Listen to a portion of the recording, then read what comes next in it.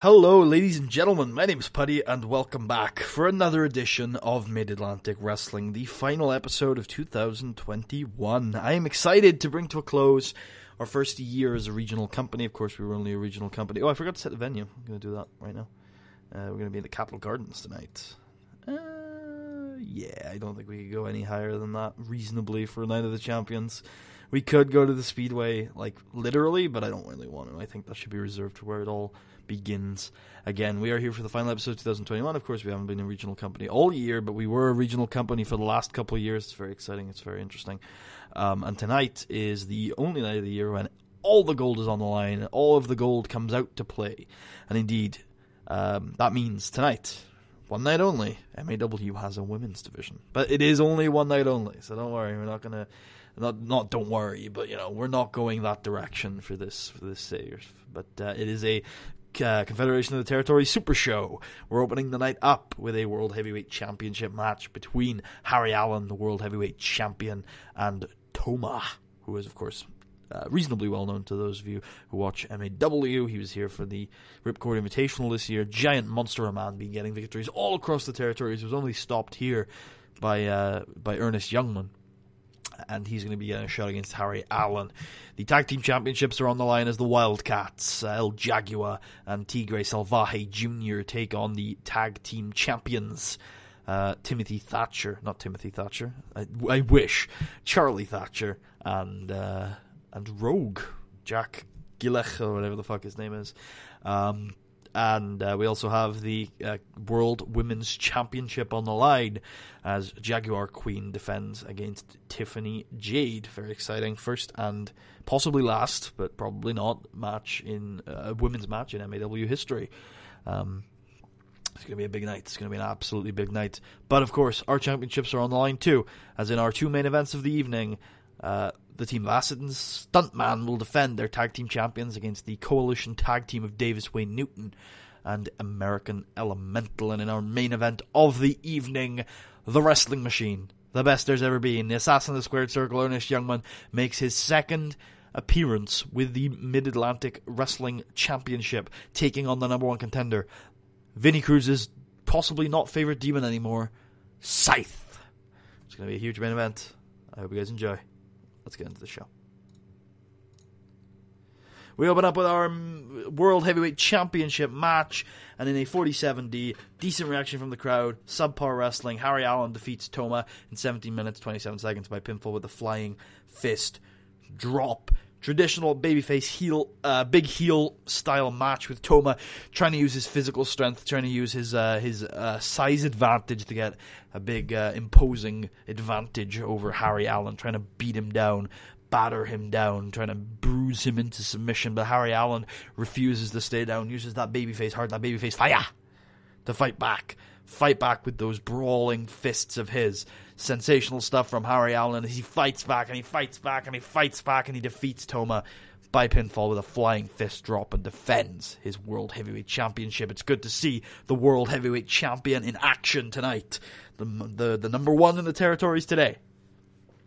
The people on the roster should aspire to be like and defeat Harry Allen because he is the best in the world today.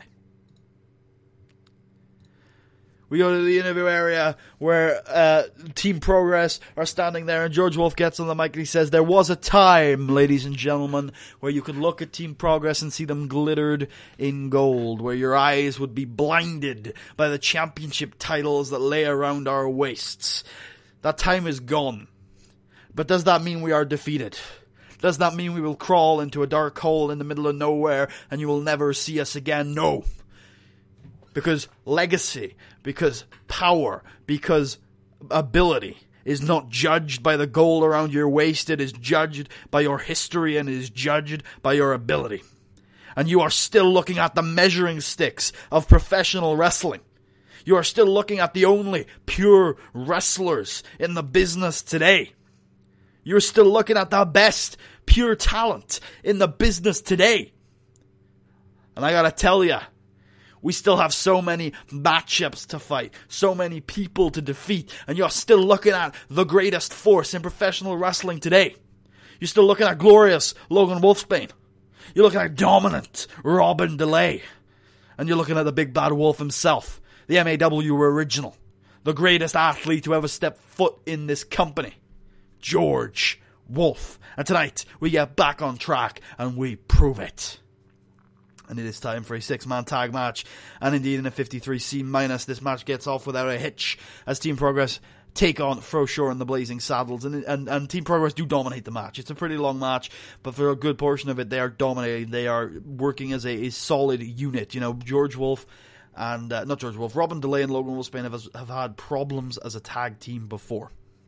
They have not clicked during the Sam Keith Classic, but as a 3-man unit, as a group with their glorious leader, with their supreme leader, George Wolf, they managed to stay on the same page, and they managed to dominate this match, isolating Cowboy Brad Blaze in their corner, beating him down constantly, quick tags to keep up their stamina, keep up their pace, and to make sure that they can lay the boots in, as it were, to Cowboy Brad Blaze. But the hot tag is made, as it tends to do. You know, this is not Team Progress acting well tonight, clicking, they're on the same page, but they are not the most well-oiled tag team in the history of the business. They can't keep a guy down for 20 minutes. And indeed, Cowboy Brad Blaze gets halfway across the ring, gets that tag to the hot tag, the hottest tag in the business today. Frosure, who is fighting. Every single match could be his ticket to the big time, his ticket to a glorious life, to send his kids and his wife to college.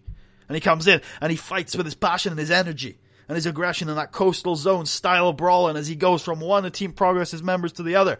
And he fights furiously. You know, of course, Logan Wolfsbane, the man who put him on the shelf for over 4 months, missed out on so many paychecks, put hard times on Frosure, and every single time he's in the ring with Logan Wolfsbane, he makes him pay for those hard times. He bleeds that money out of Logan Wolfsbane as revenge. And indeed, that's what Frosure does, as he goes from Logan Wolfsbane to Robin DeLay to George Wolf, who he beat it where it all begins again. And he keeps fighting, and he's managing to get the advantage, but then it clicks in the mind of Robin DeLay and Logan Wolfsbane as Robin DeLay exits the ring, goes under the ring, and grabs out in a very vindictive, very sinister fashion.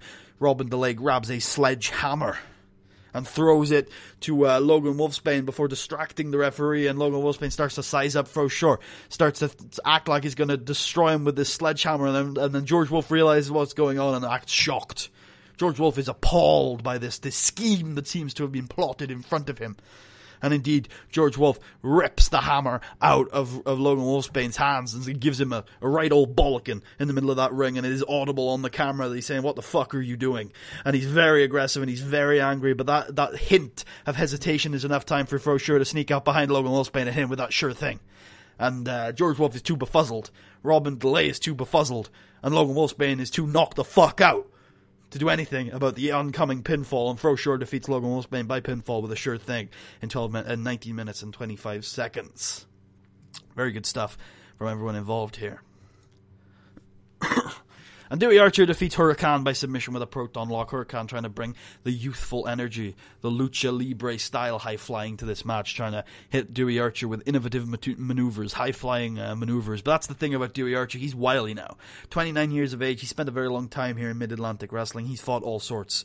He's fought all types, luchadors, technicians, brawlers, hardcore icons, Puroresu masters, Japanese juniors. He's fought everything and he knows he's a wily vet. He's a wily young vet. And every time Huracan goes for those high-risk maneuvers, Dewey Archer senses that blood like a shark in the water. He senses that weakness and he pounces with that vicious, flashy, technical wrestling, and with a wink and a smile, Dewey Archer goes to work on the young luchador, working down that leg, making sure he won't ever fly again.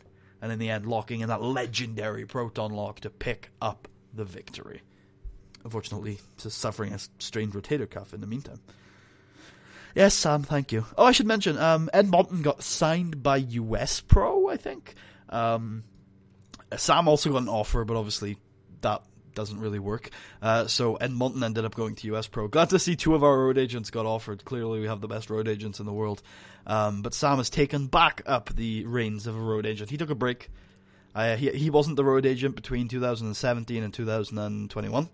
But Ed Monton left, and so we've got Sam back as a road agent. He was just a personality, not doing anything. Oh, okay. And in the World Tag Team Championship match, the Wildcats defeat Thatcher and Rogue when Tigre Salvaje Jr. defeated Rogue by pinfall with the Salvaje suplex.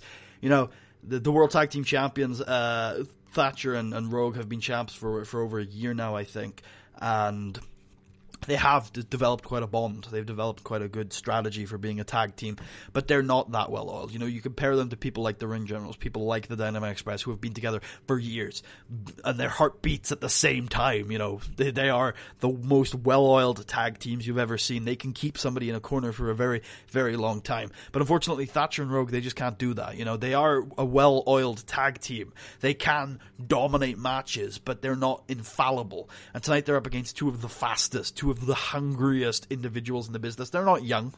You know, these guys are in their mid-30s, but they have been around. They are they're 5-time tag team champions in Mexico. They've been champions in Coastal Zone Championship Wrestling, and tonight they really excel. They're in there with Thatcher, they're in there with Rogue, guys who are older, slower, more tired, and they just can't keep up with the fast, energetic, lucha libre style that the Wildcats bring, and they just destroy Thatcher and Rogue. They rout them, as it were. They just running rings around them all night.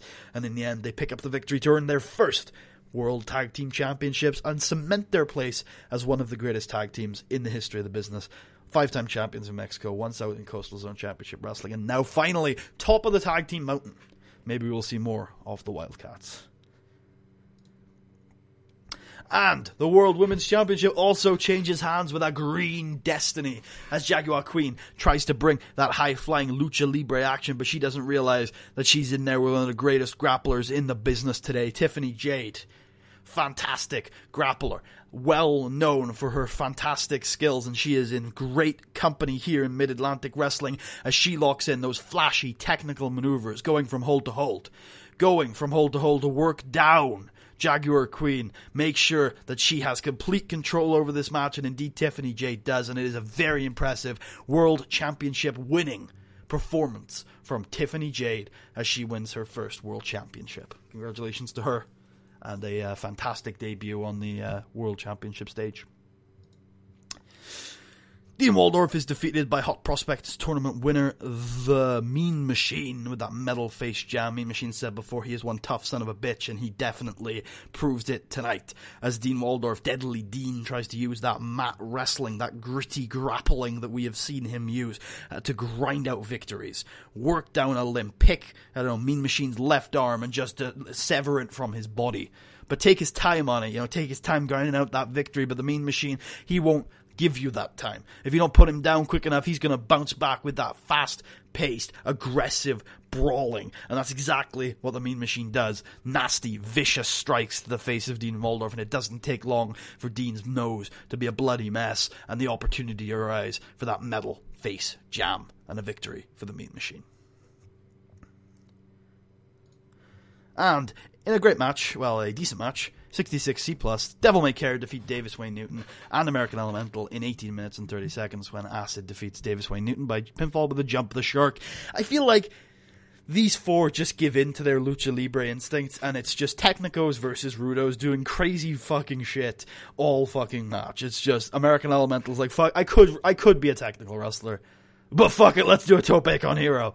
And Devil May Care, of course, excel in that chaotic, hectic, disgracefully fast-paced matchup, putting their body on the line for a chance at Valhalla. They don't care how many concussions or how many broken legs they get if it means that they are still the tag team champions, 2-time tag team champions, a wonderful reign they're on right now, and they pick up another big scalp against Davis Wayne Newton, the triple threat who's been nothing but impressive since returning here to Mid-Atlantic Wrestling, and American Elemental, who's one of the hottest prospects in the business today. Big victory for Devil May Care. The reckless abandon attitude continues to excel for those two. Not so much for their third member, Kamikaze, who hadn't had a great year. But Devil May Care, a sensational year, capped off with a big victory. And we head to the interview area where Ernest Youngman looks Sweet Tabitha up and down and says, "Sweet Tabitha, baby girl, tonight I get to face a monster, and it feels like home." See, last month I got to face a monster in Mean Machine. And I tell you what, he is one stubborn son of a bitch. But you know what? I'm also one stubborn son of a bitch. But you know what I also am? I'm not the Mean Machine. I'm not the Mean Machine. I beat the Mean Machine. You want to know why I beat the Mean Machine? Because I'm the wrestling machine. I'm the best there's ever been. And tonight I will face Scythe. I will fight him. I will look that demon in the eyes. I will go to the gates of hell, and I will return with gold on my waist because I'm the man. I'm the man. I've always been the man. And I don't want to get an ego about this, but I am the greatest technical wrestler in the territories today. And Scythe, if anyone can put you down, it's me, and boy, I don't know if I have your number. There's an element of doubt in the back of my mind, but you know what? It's not going to stop me because I get to go out there and I get to wrestle, which is the sweetest pleasure in life itself. And I tell you what, I've said it once and I've said it again. Diamonds may fade and monsters will be slain, but Ernest Youngman is forever, baby. And tonight, I'm going to retain the World Heavyweight Championship. That's not the championship. It's the Mid-Atlantic Wrestling Heavyweight Championship. And that's the title I will retain because I'm the greatest in this territory and you will recognize. Scythe, on the other hand, doesn't say anything. He just makes a really scary entrance. He just roars a little bit. Maybe fire comes out of his mouth. I don't fucking know. He's a demon. He's on a rampage. He's on an aggressive rampage. And he has Ernest Youngman's number. Let's not lie about this. He lost to Ernest back January 2000. I'm going to get this. I'm going to get this right. January 2018. Tell me in the comments. Did I get that right? He lost to Ernest Youngman in the Ripcord Invitational by disqualification by his own choice. Then, a couple months later, rematch with Ernest Youngman, victory. Last year at the Night of the Champions, I'm pretty sure Scythe won. Pretty sure Scythe won. I'm not entirely sure. I don't really know the history between these two as well as I should. They've actually had quite a few matches, and I'm pretty sure Ernest has won once before, but Scythe's a monster, and he's on a streak that you can't even imagine. Oh no, that's right. Ernest beat Scythe at the Battle for the Mid-Atlantic this year. I think Scythe did beat Ernest last year in December, and then Ernest beat him in the Battle for the Mid-Atlantic, but that was a gauntlet, and Scythe already had 2 matches, brother. Scythe already had 2 matches, and tonight Scythe is fresh. He is clean, and he's going in to one of the biggest matches of his career. He's a former Mid-Atlantic Wrestling Champion. Can he reclaim the gold? No. And about that great wrestling and a decent reaction from the crowd, Ernest Youngman defeated Scythe by submission with a crossface chicken wing. Ernest Youngman makes defense number 2 of his Mid-Atlantic Championship. And before we get into the match, Ernest Youngman has a gimmick that is getting stale. I wonder if repeating the exact same catchphrases for nigh on 4 years would get stale. No, I'm going to keep doing it. We're just going to tweak it a bit, that's all. I tweak it every month. The fuck you talking about, game? So in this match, of course, Scythe comes at Ernest. You know, Scythe before has often been a passive wrestler. You know, he sits back, he takes the punishment, and he dishes it out when he needs to. Tonight, that's not Scythe. Tonight, Scythe smells blood, and he sees championship opportunities. Vinny Cruz is gone. It's not about Vinny Cruz's ego, Vinny Cruz's wallet anymore. The reason why Scythe has a title match tonight, the reason why Scythe is the number 1 contender and gives a shit about the title, it's all on Scythe. We don't know exactly why Scythe is fighting for the title, but it's not about Vinny Cruz anymore. Before, it was all about getting Vinny Cruz's money. But tonight, Scythe has chosen to go after the Mid-Atlantic champion. He's chosen to do that. So clearly he wants the title. Maybe it's something about Ernest. Maybe it's something about Scythe. I don't know. But Scythe is motivated to win this match. He actually, for once, isn't completely motivated by the desire to inflict pain and receive pain. He's a bit of a masochist, you see. No, tonight Scythe is trying to win. And he knows he's a big lad. You know, he's not a monster. Not by size. He's a monster in terms of his personality. He's a fucking psychopath.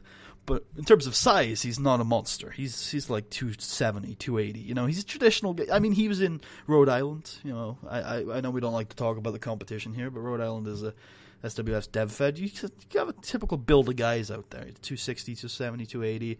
6'6" or so, 6'7" sometimes, and you know they're built. You know, some of them are ripped, some of them are chunky, but they're built, and that's what Scythe looks like. He's a built guy. He's 6'6", 6'7", 260, probably on the upper end of 270. He's a big guy, but he's not a monster. Ernest Youngman can go pound for pound with Scythe. Ernest's a bit shorter, maybe gives up 3 inches, bit of punch reach as well, but. You know, in terms of weight, they're probably close. I mean, neither of them are going to get a dominating size advantage in this match. But Scythe knows that he's like a demon unchained when he wants to be. You know, he can use that power. He can use his strength to be a bull in a china shop and just hit you with these momentous blows. You know, he can put his entire body weight behind a spinning kick of some sort, and he's just going to fuck someone up. He's going to fuck up your day. He's going to put shit in your cornflakes, as it were. It's going to be a nasty afternoon if you get hit with one of those. And that's exactly what he knows he should do at the start of this match. He just comes out and just starts to wallop Ernest Youngman. First second of the match, Ernest gets a strike to his nose that just busts him wide open. It's like, it's that type of match. And Ernest, just crimson mask from second one, and Ernest is on the back foot. He's got to, recover, because he wasn't expecting this. Ernest likes to, have a collar and elbow tie up and take it to the ground and maybe start working over a limb. That's not this match. Ernest's getting fucked up and he needs to do something about it. And that's exactly what Ernest Youngman does. Because Ernest Youngman is the wrestling machine. He might be the greatest there's ever been. And he does indeed manage to defend. He manages to finally stabilize and start working down that leg of Scythe. Scythe in the past has had some problems taking a bump. And I don't mean that in a shoot sense. I mean that in a kayfabe sense. He has not been taken down a lot. But tonight, for some reason, maybe it's his hubris. Maybe it is that rampant, reckless desire to win that he has gone into this raging blow that has allowed a weakness to occur. And Ernest Youngman very quickly and very easily is able to take down Scythe with a leg hold, lock that in, start working down that left leg, start working down that leg of Scythe's, and it becomes a kind of a very simple game of chess. When Scythe is on offense, he tries to take Ernest Youngman's head off, just decapitate the man. When Ernest has control, he wants to rip Scythe's leg off. And the match essentially goes in those two key frames, sometimes with some variation. Maybe Ernest takes the top rope, there's a leg drop to Scythe's leg or something like that. Maybe they head to the outside, Ernest starts wrapping Scythe's leg around the barricade. Maybe Scythe starts throwing Ernest through tables and into the crowd and stuff like that. But it's generally Scythe is trying to take Ernest's head off. Ernest is trying to take Scythe's leg off, and that's the entire match. And it is a back and forth. Head and leg still seem to be attached. So there has been no ground given. And then at some point Ernest Youngman realizes they're both fucking knackered. They're both tired as fuck. They're both bleeding.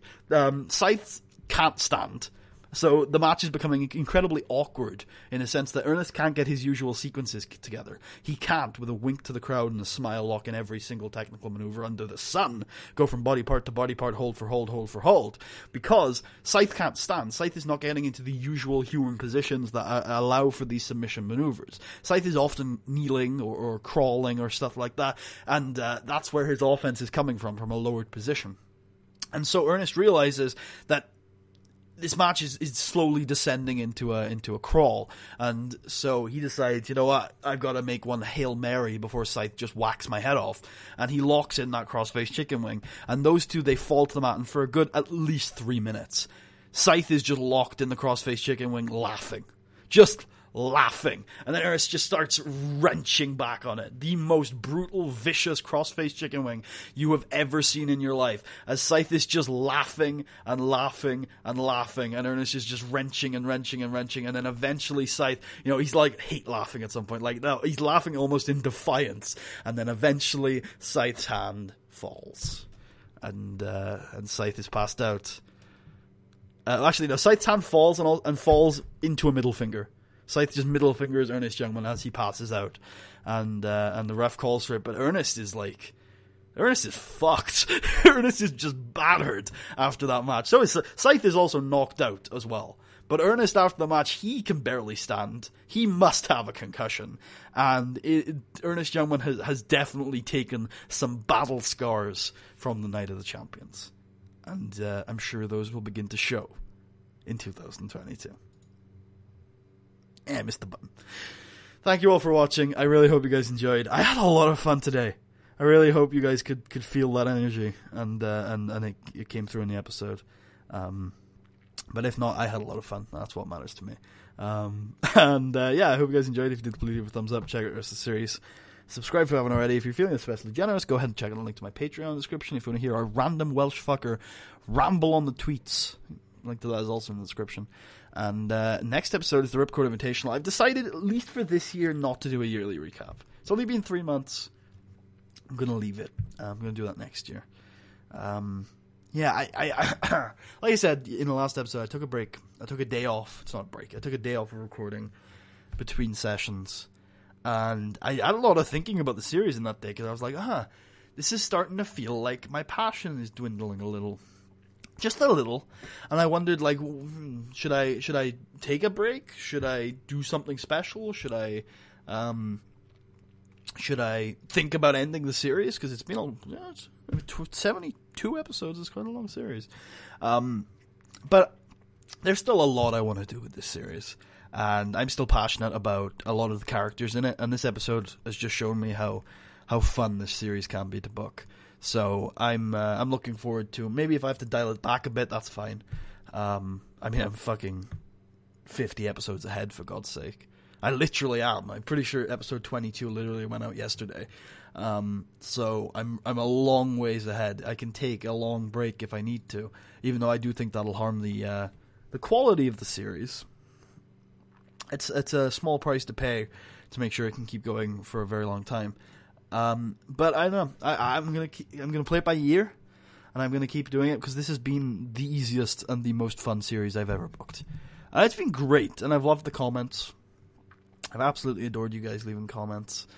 Please continue to do so. It is what keeps me going. If the comments dried out, then I'd start thinking about wrapping it. The comments are great. I love you guys. I'm gonna go through my recent comments, and I'm gonna give you guys specific shout outs. So Jesse Ewiak, I'm going to call you Ewiak. Brian Perez, Jeremy Bess, Tucker, Chris Carnage, Ash Styles, Goofy, Iron Graham.